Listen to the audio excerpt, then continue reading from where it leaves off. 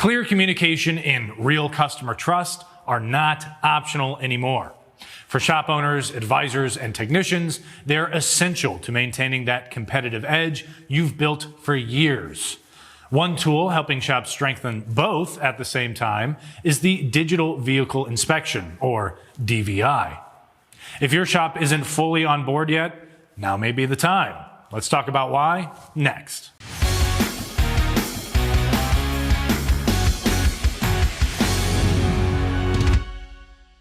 At its core, a DVI lets technicians use photos and short videos to document a vehicle's condition.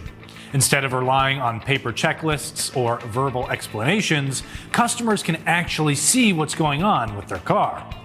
That visual proof is what makes DVIs so effective. They go beyond traditional inspections by removing doubt and replacing it with clarity. Customers don't have to take your word for it anymore. They can actually see the issue for themselves. DVIs work as a simple three-step support system. First, they help you connect with customers by visually showing why a recommendation matters. Second, they provide clear evidence of why a service or repair is being recommended. And third, some systems allow shops to document completed repairs, creating a service history that shows how parts wear over time. From a business perspective, the benefits are hard to ignore.